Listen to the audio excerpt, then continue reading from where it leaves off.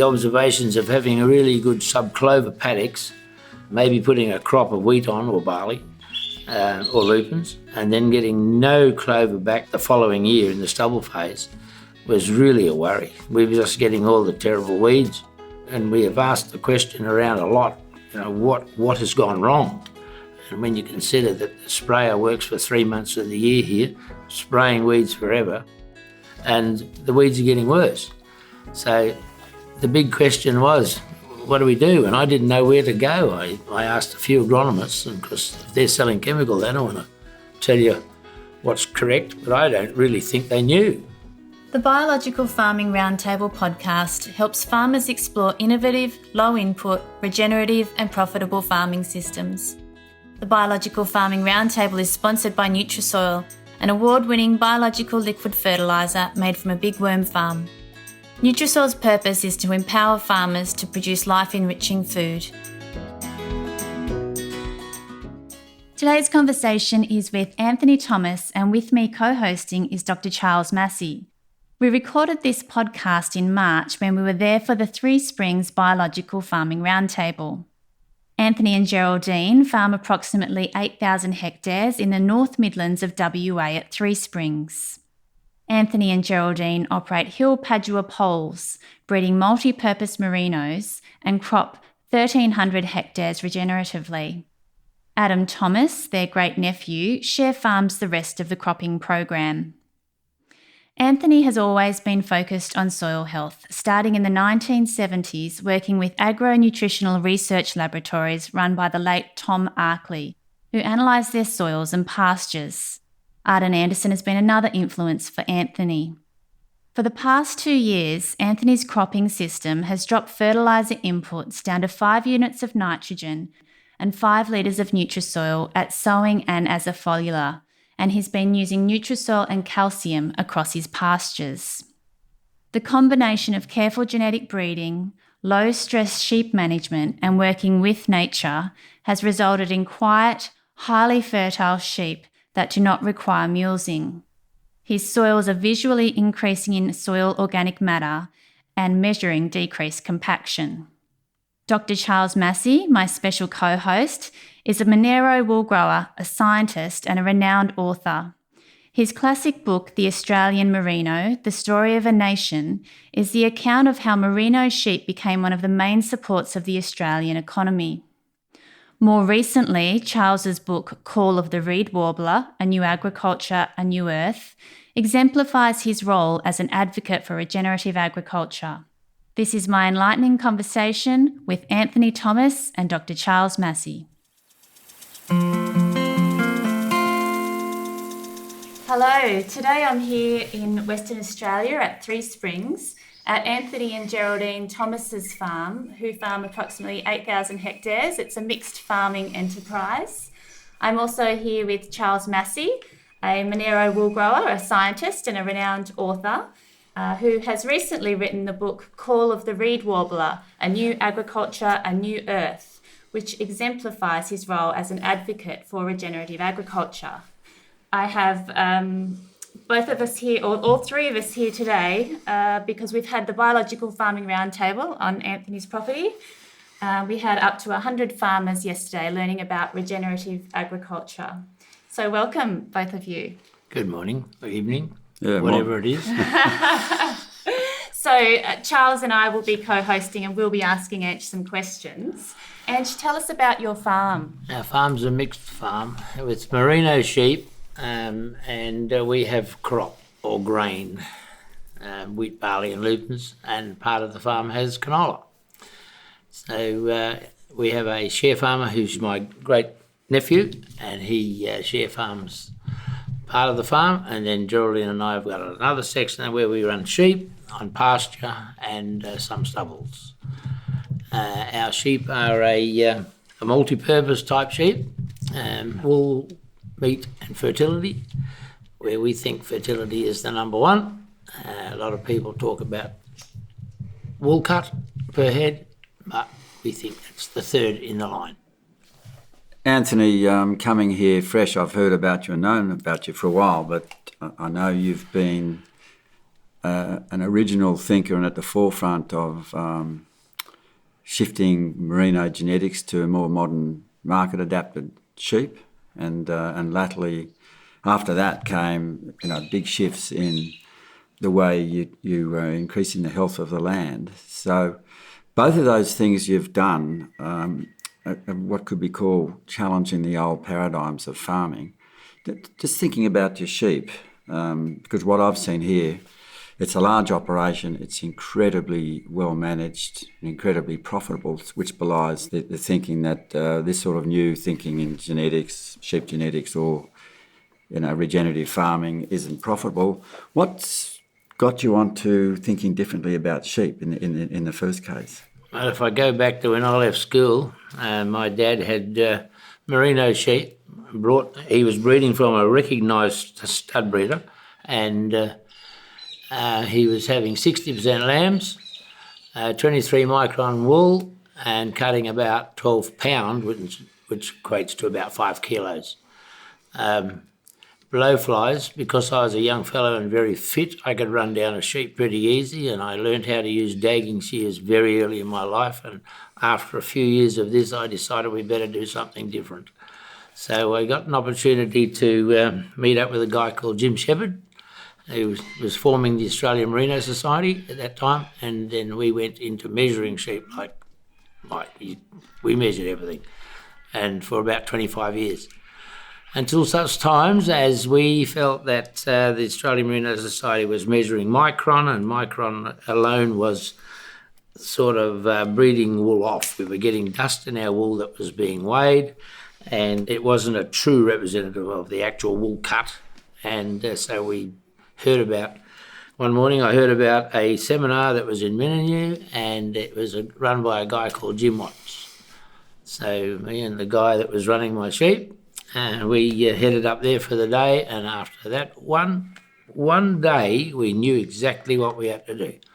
Jim was talking about the surface of a sheep and the appearance of a sheep, and that was going to take all over from measuring. So we actually stopped measuring for about 5 or 6 years, just did all our sheep on visual under Jim's watchful eye, until we got to a point where the Australian sheep breeding values, ASBVs, were coming online, and it was recommended to us that we should start measuring all those traits that was doing, and so off we went.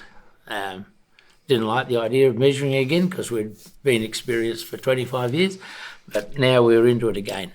And it turned out that our ASBVs, for some reason, were really good right from day one. And after a couple of years of getting this under our belt, we had some of the best in Australia, like up in the top 1%. So, and we've been going 10 or 11 or 12 years now, and we are still up there, just marching ahead. We have now got ASBVs on all our females, so the ewes are performing quite well. We're finding really good ASBVs in those girls, and it's helping our breeding like, we're just marching ahead.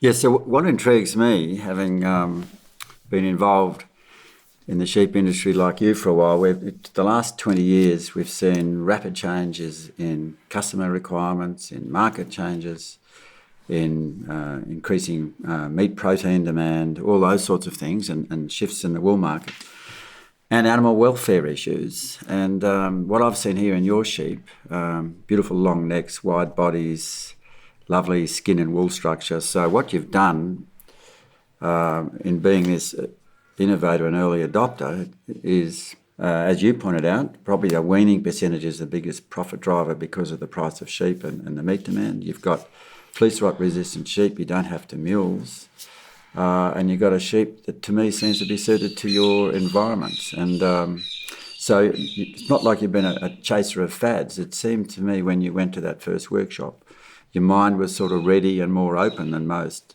to see the sense that it was time to shift and to keep evolving. Is that sort of a fair comment on how you work? It is, and not only that, our sheep are all carefully managed. We use dogs rarely. We can get sheep into the yard without fighting them, and of course that's the worst part. Most farmers that have sheep fight them in the yards. If you've got a good setup, sheep just flow. You don't have to make a noise. And with that plus all the other things like the white wool in the neck and no flies or minimal flies, it is a really good enterprise, and it's a pleasure to run sheep. People don't mind getting sheep into the yard. The other thing that impressed me about going through your sheep yesterday was not just the fact that they're pole sheep, you don't have fly strike and the aggressiveness and stuff, but they're very placid in temperamental behaviour, which we know that there's linkages to disease resistance, but not a dog was needed and well-designed yard. So it's compared to the old days that we both grew up in, it's a huge shift in both sheep type and the way you treat them and the way you think and matching it to the modern market. It's a really impressive turnout that I saw. Does that sort of summarise it a bit where you've got to? Yeah, well, it is. It's the learning bit, isn't it? You do it the hard way, and if you're smart, you'll start doing it the easy way. The follow-on from that is, it seems to me you've evolved with help, obviously, but because you're open-minded, a sheep type that suits the landscape. And that landscape itself has evolved because you've been one of the... you haven't raced in, as I can understand, like everything, you've considered it carefully, but you can see that the way modern industrial agriculture was with increasing, the way it was going with increasing chemicals and inputs, fertilisers and all that sort of thing, that your soils weren't performing, as I understood it, and you've carefully, but shifting over to a more regenerative, natural way of farming, which seems to suit that sheep type. Is that a reasonable summary of what's happened? Yes, it is.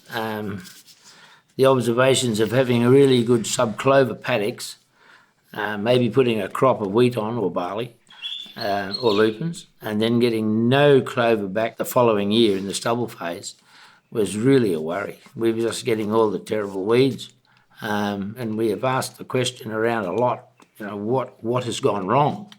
And when you consider that the sprayer works for 3 months of the year here, spraying weeds forever, and the weeds are getting worse. So the big question was, what do we do? And I didn't know where to go.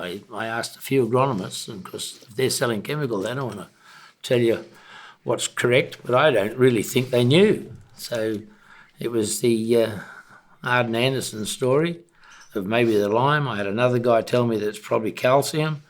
And so it was at Maryborough in Queensland where Dr Arden Anderson actually said, if you haven't put on soluble lime on your farm in recent times, you might be short of calcium. And so that's virtually what we did. We came home and started putting out a product called Hi-Cal at great expense, but we did the 3,000 hectares, half a tonne, so 1,500 tonnes, say.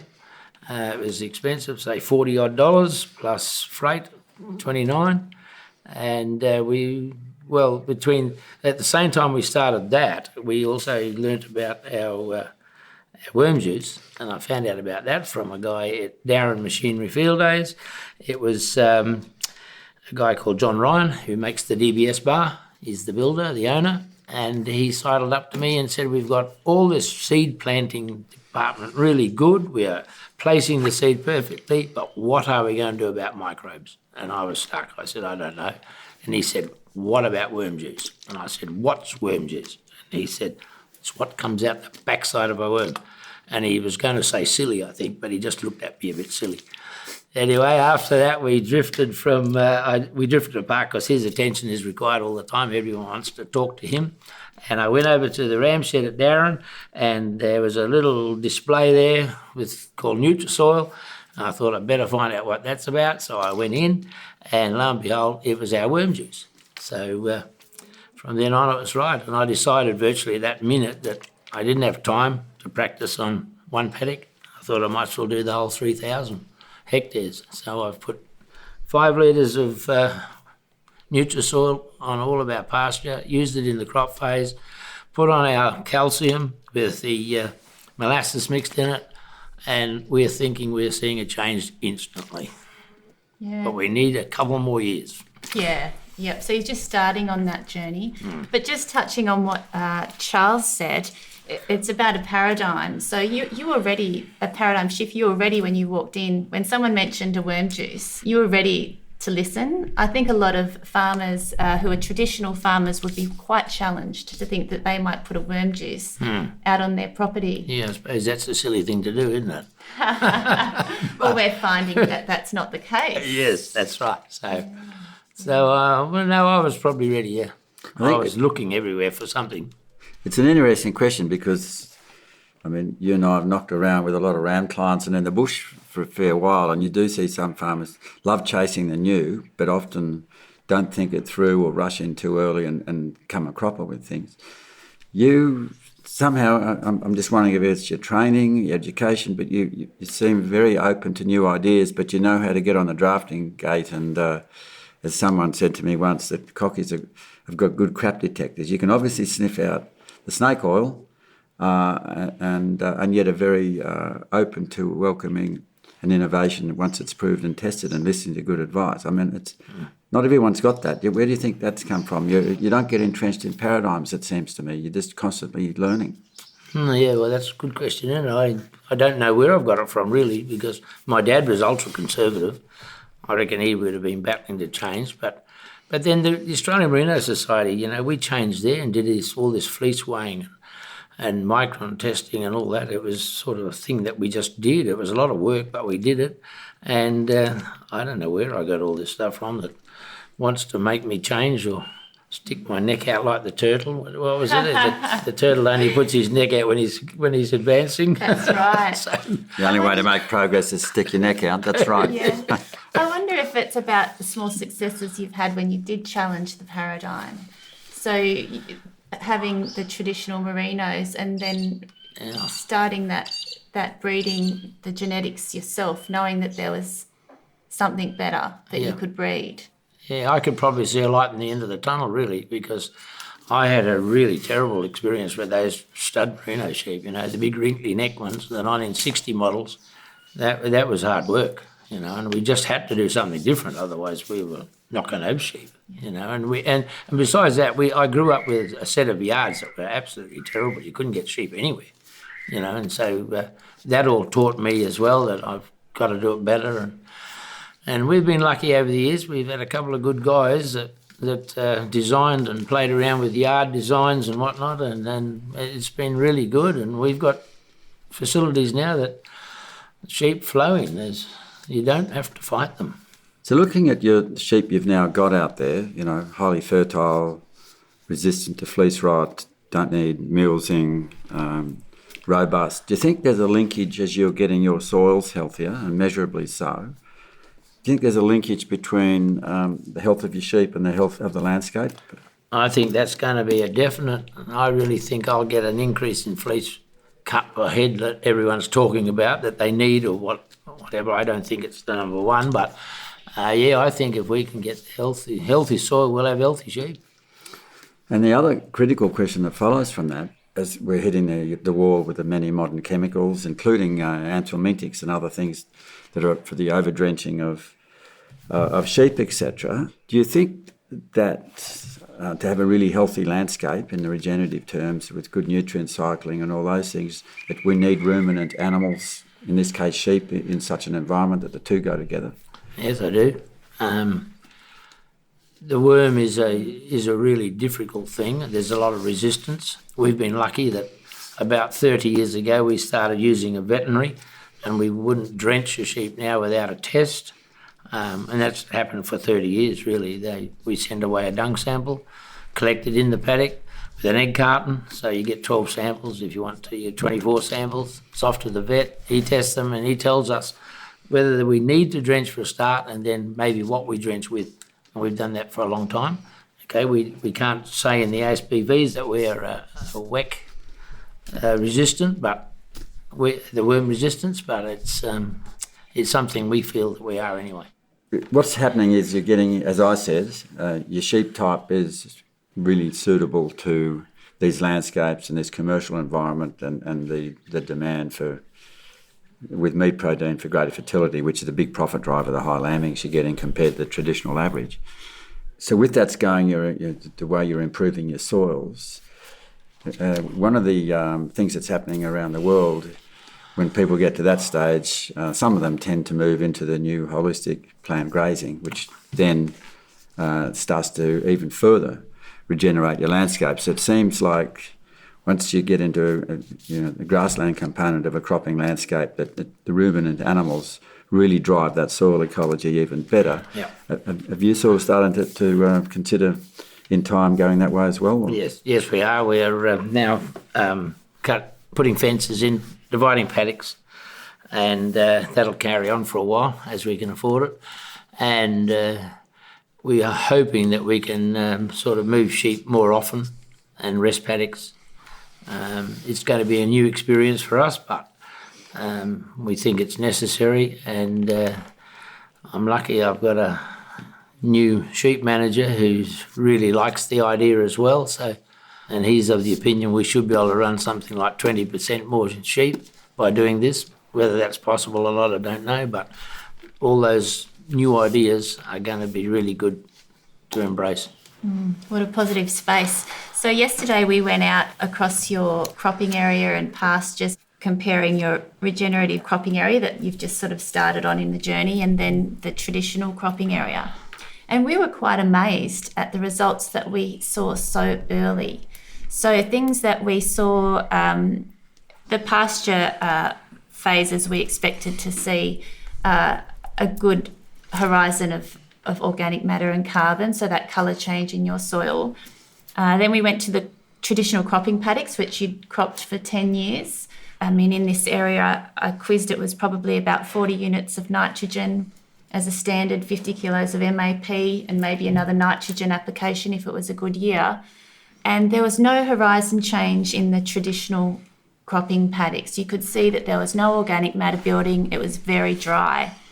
When we went to your regenerative cropping paddock, which you'd changed from that system to 5 litres of NutriSoil and 5 units of nitrogen, you were using 15 litres of Flexien in furrow, and then at the 5 leaf stage, so quite a big drop in nitrogen and cutting out that MAP for 2 years. There was a large horizon there, about 10 centimetres of a darker colour, so we could see your organic matter and carbon was starting to build just in that short time.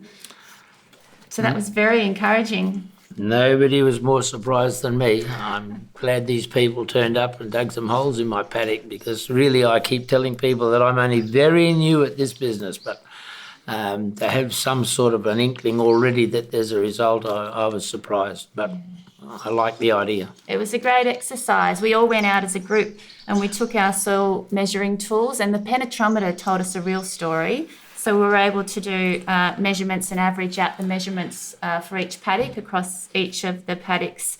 And with those measurements, we could see that in the pasture phase, you had less compaction, and which would have resulted in good infiltration and good root penetration. And then the regenerative cropping paddock was far better than your traditional ones. And then we looked at another neighbouring property as well. The penetrometer readings were very shallow. You needed a lot of pressure to push down on them. And I think sometimes when we drive along and we look at paddocks, we can't see those things. These measuring tools are really essential. And what's even more essential is to take documentation as you go into each paddock. So then it really tells the story. And I could, at the end of the day, do the numbers and see the soil health ranking of each of the paddocks. So because you're just in 2 years into this regenerative cropping paddock, it is highly likely that if you keep putting together all the pieces and principles of regenerative agriculture, they could be just as healthy or even healthier than the pasture paddocks. And this is what we're finding. Diane and Haggerty have found that their biological cropping paddocks were healthy or healthier than pasture paddocks. And this is the really exciting thing we're finding in regenerative agriculture. It's putting all the pieces together, and you're very humble. You know you're at the start. The first thing you did was you reduced your fertilisers. Your spraying regime is still the same. What's your next steps? My next step, I think, is to try and reduce sprays. We are learning about fulvic acid. We've got a lot to learn yet. And if we can get something going on that line this year even, we should start to make some advancement, really. And I suppose we should start doing the soil tests. We have done lots of soil tests since 1970, like I've got hundreds of soil tests. But we have to start doing this now on this new system we're in, and we just need someone to supervise that, and I think we'll probably see some good results. And the other thing that impressed me about going out with you and the NutriSoil team yesterday, because I was on the end of the penetrometer, was in those traditional soils, how tough that hard pan was, initially from the old ploughshare, but now from the sprays and lack of root penetration, lack of biological activity. And so even within 2 years, when we pushed it in your cropping soils that were turning over to more regenerative approach, there was an initial little hard pan of from the chemicals, but then once you push through that, that penetrometer went down the full length, which is about 1 metre, isn't it? Yep. So the message there is that you're going to capture any rain event that comes along, and you're getting much deeper root penetration, and that soil horizon came so quickly. It was really exciting to see in such a short period, I thought. Outstanding. Yeah. We did notice also that in the pastures and where you'd been putting the biology, you had more ant nests. Yeah, we did notice that, didn't we? Yeah. And you don't get a lot of worms out here in this dry area, but your ants are that workforce, doing the tunnelling and making those aeration tunnels in your soil. Not yet, anyway. We're hoping to see some worms one day. Yep, absolutely. Those horizon soils were so much moister than the dry traditional stuff. Cooler, It's moister. extraordinary, Yep. Going back to the fulvic acid, why did you want to start putting that into the system? I read that book, For the Love of Soil, by Nicole Masters, and I read in there where we can reduce our chemical by probably a third, maybe half, by using some fulvic acid. Well, fulvic acid, I didn't even know what it was. I ended up by asking a chiropractor over in Coolangatta, what's fulvic acid? And he looked at me a bit silly and said, it's in all the greens you eat. And I thought, well, that's handy, but I've got to buy a few shuttles of it. So we'll see how we go. We've got to find all that out yet. That's all new for us. Yeah, absolutely. And if you read the book For the Love of Soil, it's on page 98. So to reduce non-selective, non-residual herbicides by 30%, add 1 part fulvic acid to 4 parts herbicide. You could also add a worm liquid. It has fulvic acid in it, or a worm extract. That's another thing you could do. The big key there is that we can start reducing these chemicals in the system. We saw in Charles's talk yesterday that just 0.1 part per billion is starting to affect human health, and the allowable limit in wheat is 5 milligrams per kilogram to be sold, and in barley 10 milligrams per kilogram, and that's very concerning for human health. So trying to reduce that chemical load in the system by using fulvic acid, and potentially by not spraying out over summer, which I hear you haven't been doing much of. Well, we don't get summer rain lately, but if we've only got our evil melon, which is our problem really. And I'm hearing stories yesterday that one guy hasn't got a melon growing, and there's others that another guy told me that his sheep are eating the melons. Well, if we can get to that stage, that'll be fantastic. But if we keep going forward, I'm thinking that melons probably won't get a chance to grow. The environment won't be right for them. And just listening to your answer there a minute ago on now you're going to trial fulvic acid, you've done your homework and you're not scared to embrace new ideas. Do you find, as you've shifted into innovation in sheep breeding to match modern requirements and your landscape, and now you're shifting your whole cropping program, do you enjoy the excitement of, is that what makes you get out of bed now, that without overdoing it and chasing every fad? It seems to me it's calculated, but is that sort of part of why you're so optimistic and positive about your farming? Yeah, I think it is. There's something out there that we've got to chase, and I'm not too worried about chasing it. The good thing is that the sheep industry right now is all good, and so we can take a few risks. And the sheep, wool, meat, they'll all still be there. So regardless of what happens, and if I can improve our pastures, improve this fulvic acid, reduce our chemicals, and reduce the pesticides and the fungicides, well, it's got to be all good. Because actually what you're doing, other than improving the health of your farm, the product that you're selling in the way of food and fibres is better for the consumers as well. And indeed you could go one step further and say, putting more carbon in the soil and all those sort of things, reducing poison, you're helping the planetary crisis as well. So it's a pretty meaningful role that we can play as, Yep. more innovative farmers, isn't it? Yep, and especially in the wool part, we've already had premiums for wool.